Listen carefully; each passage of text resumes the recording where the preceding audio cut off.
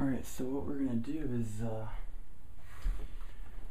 this drum pad right here is excellent because for parents, it's a way for drummers that are beginning to really understand what they're doing before they apply it on a full 4 or a 5-piece drum set.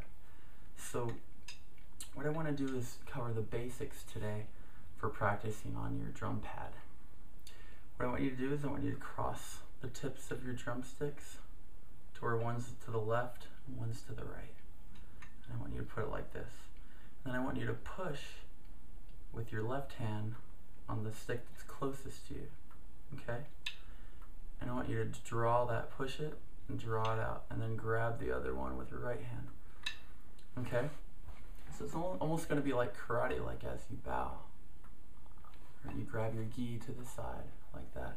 It's going to be very like ritualistic almost. So you're going to go like this. You're going to kind of get calm, and before you're practicing whatever you're going to do, and you lift up,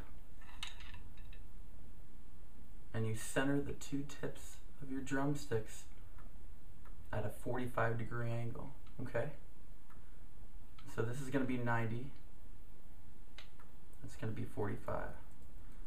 So bringing that over, 90, 180, 90. There you go. So it should be right about there. So these 2 corners right here, that arc that it makes right there, it should be right about there. And so you're not going to want to play and put your drumsticks like this, because that's going to put an extra strain on your the tops of your wrist right here. Okay, but you're going to want to kind of let it bounce. Almost my buddy Adam Cole, he actually described it this way.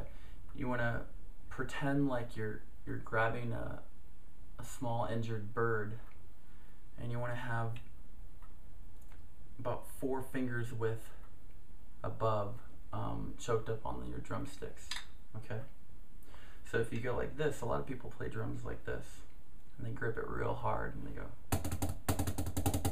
and they're playing from their elbows, but you actually want to play from your wrist. So you almost want to turn your wrist over. Instead of playing like this, or inward like this, even like that's wrong. But there's a matchstick, and then there's this grip right here. You see a lot of jazz drummers.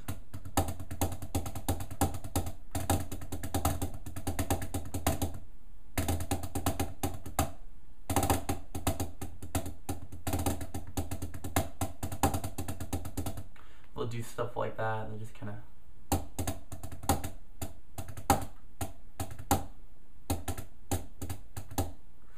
do it like a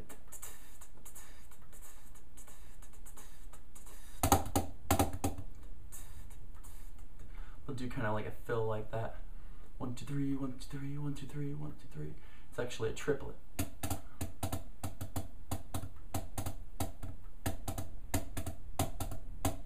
But I don't teach like that or play like that, so I don't expect you to, but I don't discourage you from trying to learn that grip. But for this one, we're going to make sure our wrists are turned over like that, and that we're kind of relaxed, and to just kind of play around until you're relaxed.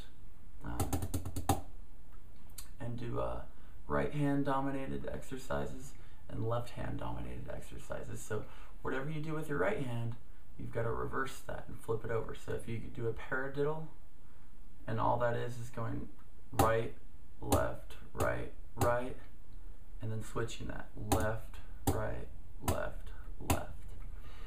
And that's one of the basic rudiments of drumming. And then you move into the beginner's portion of it, but just real quick, that's the paradiddle.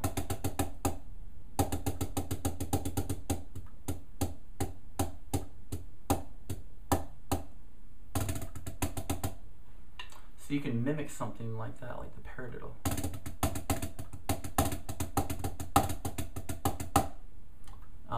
with just singles and double rolls and stuff like that, like little flams.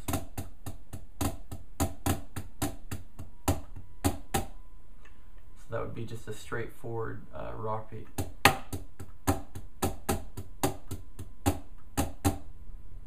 Okay, but the thing is that you want to make this thing come alive.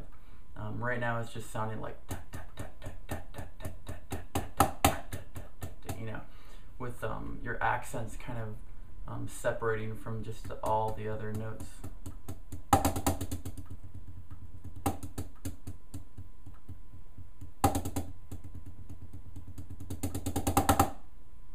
So you want to do stuff like that to kind of break the monotony and the boring nature of all of this repeating.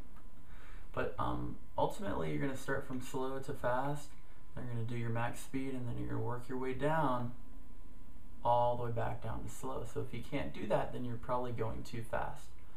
So that's it for this lesson on your posture, your arms, where you're playing from, not your elbows, your wrists, right? Turning your wrists over at a 45-degree angle, and that karate sort of position, clearing your mind. Taking a breath, exhaling it, and doing what you gotta do. Whether it's a rudiment or whether you're just playing around.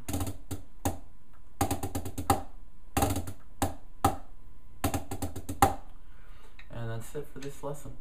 And next we're gonna be doing the differences between a regular drum beat and a shuffle.